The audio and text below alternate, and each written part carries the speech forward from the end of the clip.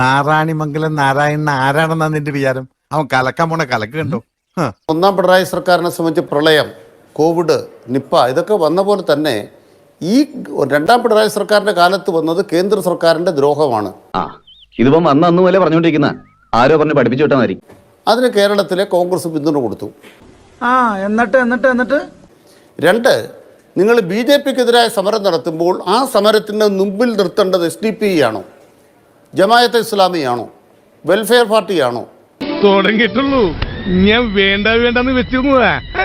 അപ്പോൾ BJPക്കെതിരായ കേരളത്തിന്റെ പ്രതിരോധത്തിനകത്ത് SDPIയെയും ജമാഅത്തെ ഇസ്ലാമിയെയും മാറ്റി നിർത്തിക്കൊണ്ടുള്ള പ്രതിരോധമല്ലേ മതനിരപേക്ഷ ശക്തികൾ നടത്തേണ്ടത് എന്ന ചോദ്യം ഈ തെരഞ്ഞെടുപ്പിൽ ഉയർന്നു വന്നിട്ടുണ്ട്.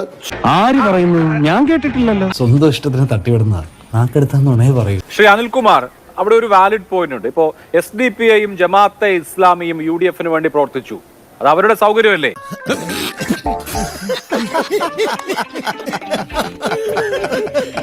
SNDP യോഗ നേതൃത്വത്തിലേക്ക് BJPയുടെ അജണ്ടകൾ നുഴഞ്ഞു കയറി.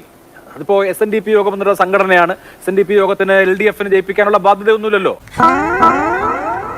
അവർക്ക് അവരുടെ ഇഷ്ടത്തിനനുസരിച്ച് പ്രവർത്തിക്കാം. ക്രൈസ്തവ സഭകളുടെ വോട്ടുകൾ താങ്കൾ പറഞ്ഞതുപോലെ ലഫ്റ്റനന്റ് ഗവർണർ വന്ന് വാങ്ങിച്ചു എന്ന് പറഞ്ഞു. ക്രൈസ്തവ സമൂഹത്തിന് അവർക്ക് ഇഷ്ടമുള്ളവർക്ക് വോട്ട് ചെയ്യാം. അല്ലാതെ ഇപ്പോ നിങ്ങളെ ജയിപ്പിക്കേണ്ട ബാധ്യത ക്രൈസ്തവ സഭയ്ക്കും SNDPക്കും പിന്നെ SDPIക്കും PFIക്കും ജമാഅത്തെ ഇസ്ലാമിക്കും ഒന്നും അല്ലല്ലോ. വല്ല കാര്യമുണ്ടോ? എന്തിനാണ് ഇങ്ങനെ ഇല്ലാന്ന് നടക്കുന്നത്? നിങ്ങൾ നിങ്ങളുടെ രാഷ്ട്രീയം പറഞ്ഞ് ജയിക്കേണ്ടതായിരുന്നു, ജയിച്ചില്ല, ജനങ്ങൾ വോട്ട് ചെയ്തില്ല. SDPIക്ക് CPMന് വോട്ട് ചെയ്യണ്ട എന്നല്ലേ ഞങ്ങൾ SDPക്കാരോട് പറഞ്ഞത്. അതിനൊന്നും ഇല്ലേ? അല്ല, കാരണം എന്താണ്? അത് ശ്രീ അനിൽകുമാർ കോൺഗ്രസും പറഞ്ഞല്ലോ. മതരാഷ്ട്രീയമാണ്. അതേ മതരാഷ്ട്രീയം ഈ SDPI ഏകപക്ഷീയമായി കോൺഗ്രസിന് പിന്തുണ പ്രഖ്യാപിച്ചു. അല്ല, കോൺഗ്രസ് അങ്ങനെ ഒരു പാർട്ടി പിന്തുണ പ്രഖ്യാപിച്ച ശേഷം കോൺഗ്രസിന്റെ നേതാക്കൾ പറഞ്ഞു, വാർത്താ സമ്മേളനം നടത്തി SDPIയുടെ പിന്തുണ വേണ്ടെന്ന് പറഞ്ഞു. എനിക്കതിനെ യോജിപ്പില്ല, ഞാനതിന് യോജിപ്പില്ല. SDPIയുടെ പിന്തുണ ഞങ്ങൾക്ക് വേണ്ട എന്ന് കോൺഗ്രസ് പറഞ്ഞു.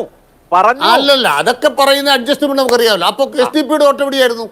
അപ്പൊ PDPയുടെ വോട്ട് വേണ്ട എന്നൊരു അഡ്ജസ്റ്റ്മെന്റിന് പോലും നിങ്ങൾ തയ്യാറായില്ല. ഞങ്ങൾ പറയാൻ ശ്രമിക്കുന്നത് ഇത്രയും കാര്യമുള്ളൂ. ഞങ്ങൾ സ്കൂൾ നന്നാക്കിയത് പാവപ്പെട്ടവന് വേണ്ടിയല്ലേ? ഞങ്ങൾ ആശുപത്രി നന്നാക്കുന്നത് പാവപ്പെട്ടവന് വേണ്ടിയല്ലേ? അതിൽ കുറവുകൾ വന്നു എന്നുള്ളത് സത്യം. ആ കുറവുകൾ പിണറായി വിജയന്റെ പ്രവർത്തന ദോഷം കൊണ്ടല്ല, കേന്ദ്രം ഉണ്ടാക്കിയ തടസ്സം കൊണ്ടാണ്. ഞങ്ങൾ ഇവിടുത്തെ സാധാരണക്കാർക്ക് വേണ്ടിയാണ് 900 കാര്യങ്ങളുടെ പ്രകടന പത്രിക വെച്ചത്. അത് നടപ്പാക്കും. പറഞ്ഞാണ്ടല്ലോ, ഞങ്ങൾക്കെതിരെ ഉന്നയിക്കപ്പെട്ട ഒരു അഴിമതി ആരോപണത്തിനും കോടതിയുടെ മുന്നിൽ നിലനിൽപ്പില്ല എന്ന് മാത്രമല്ല, കുഴൽനാടന്മാർ ആ കോടതിയിൽ കേസ് കൊടുത്തിട്ട് ആ കേസിനകത്ത് വന്ന വിധികളെല്ലാം ഇടതുപക്ഷത്തിന്റെ കളങ്കമില്ല എന്നാണ് തെളിഞ്ഞിട്ടുള്ളത്. എന്തോ എങ്ങനെ ഹൈക്കോടതി നോട്ടീസ് അയച്ചിട്ടുണ്ട്. അതിലെന്ത് സംഭവിക്കും എന്നുള്ളത് കാത്തിരിക്കാം.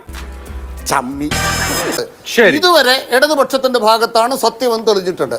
ഇനി നാളെ തിരിച്ചു കോടതി പറയാൻ തല കുമ്പിട്ട് സ്വീകരിക്കും. ഞങ്ങൾക്കതിന് മടിയൊന്നുമില്ല. ഒരു പ്രത്യേക ജീവിതല്ലേ. ഇപ്പോൾ ഈ ചാനലിൽ നമ്മളോട് സംസാരിക്കുന്ന അനിൽകുമാർ അടക്കമുള്ള ആളുകൾ പരമാവധി ശ്രമിക്കുന്നുണ്ട് ഈ പാർട്ടി അന്യം നിന്ന് പോകാനുള്ള എല്ലാ പരിപാടിക്കും വേണ്ടിയിട്ട്. ഇവരുടെ ഭാഗത്ത് ഒരു തെറ്റും സംഭവിച്ചിട്ടില്ല. ജനങ്ങൾക്ക് തെറ്റിദ്ധാരണ പറ്റി എന്നാണ് CPMന്റെ സംസ്ഥാന സെക്രട്ടറി ഇപ്പോഴും പറയുന്നത്. എന്നിട്ട് പിന്നെ ഇവർ ആരുടെ തെറ്റ് തിരുത്തുന്ന പറയുന്നത്?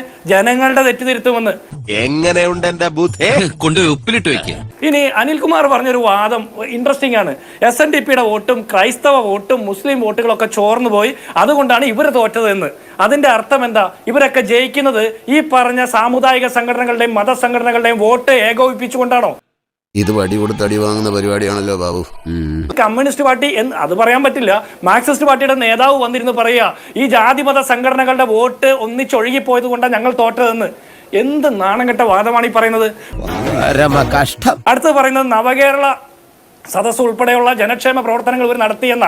ഞാൻ ചോദിക്കുന്നത്, ഈ തെറ്റ് തിരുത്തൽ പരിപാടിക്കും പറ്റുമെങ്കിൽ ആ ബസ് ഇപ്പൊ എവിടെ ഉണ്ടോന്ന് അറിയില്ല, ആ ബസ് ഒന്ന് തപ്പി കണ്ടുപിടിച്ച് ആ നവകേരള സദസ് രണ്ടാമത്തെ അതിന്റെ 2.0 എന്നൊക്കെ പറഞ്ഞ് വേണമെങ്കിൽ ഒന്ന് നടത്താവുന്നതാണ്.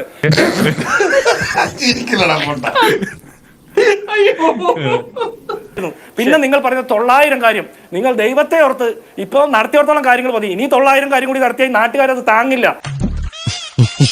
ഒരു കാര്യം കൂടി പറയട്ടെ. ഓക്കെ, ഇവര് ശൈലി മാറ്റണമെന്നോ ഇവര് തിരുത്തൽ വരുത്തണമെന്നോ ഞങ്ങൾക്ക് ആർക്കും നിർബന്ധമില്ല.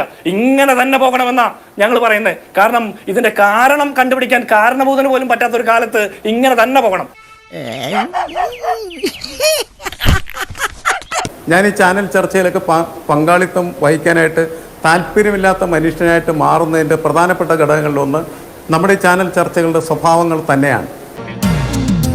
നമ്മളിങ്ങനെ ന്യായീകരിക്കാൻ വേണ്ടി മാത്രം വന്നിരുന്നാൽ അത് കേൾക്കാൻ ആർക്കാണ് കഴിയുക എന്നാണ് ഞാൻ ചോദിക്കുന്നത്. 100% ഞാൻ യോജിക്കുന്നു. ജനങ്ങളുടെ മുന്നിൽ നമ്മൾ രാഷ്ട്രീയ പ്രവർത്തനം നടത്തുമ്പോൾ ജനങ്ങളുടെ വിശ്വാസ്യതയാണ് പ്രധാനപ്പെട്ടത്, ക്രെഡിബിലിറ്റി എന്ന് പറയും. ആ ക്രെഡിബിലിറ്റി നമുക്ക് നിലനിർത്താനായിട്ട് കഴിയണമെങ്കിൽ നമ്മൾ പറയുന്ന വാക്കും നമ്മൾ പറയുന്ന പ്രവൃത്തിയും ഒന്ന് തന്നെ ആയിരിക്കണം.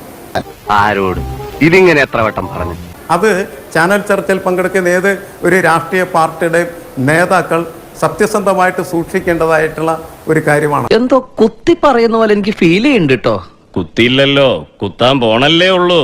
നിങ്ങളുടെ പ്രചരണത്തിൽ വീഴുന്ന ആളുകളാണ് എല്ലാ ആളുകളും എന്നൊരിക്കലും കരുതരുത്. അങ്ങനെ കരുതുമ്പോഴാണ് നമുക്ക് അബദ്ധങ്ങൾ പറ്റുന്നത്. കാരണം അവരെല്ലാം ഈ കാര്യങ്ങൾ മുഴുവനും ലോകത്ത് സംഭവിച്ചുകൊണ്ടിരിക്കുന്നത് മനസ്സിലാക്കിക്കൊണ്ടിരിക്കുന്നവരാണ്, തിരിച്ചറിയുന്നവരാണ്. പോത്തിന്റെ അടുത്ത് വേദം മൂന്നിട്ട് എന്താ കാര്യം?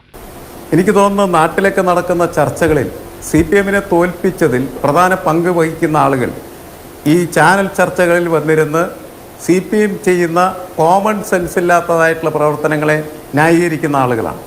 ഈ പറഞ്ഞതിന് വേറൊരർത്ഥം ഇല്ലേ? ഏയ് അങ്ങനെ പ്രത്യേകിച്ച് അർത്ഥമൊന്നുമില്ല. ഞാൻ എന്തിനാ ഈശ്വര ഇങ്ങനെ തെറ്റിദ്ധരിക്കണേ? അതിൽ ഒരാൾ അനിൽകുമാറാണ്. എന്താ ഉറക്കം വരുന്നു? അങ്ങനെ നിങ്ങൾ വന്നിരുന്ന് ന്യായീകരിക്കുന്നതിൻ്റെ പേരിൽ നിങ്ങളുടെ പാർട്ടി രക്ഷപ്പെടുന്നില്ല. രക്ഷപ്പെടാൻ പറ്റുന്ന രീതിയിലുള്ള വാദമല്ല നിങ്ങൾ മുന്നോട്ട് വെക്കുന്നത്. അതാണ് പ്രശ്നം.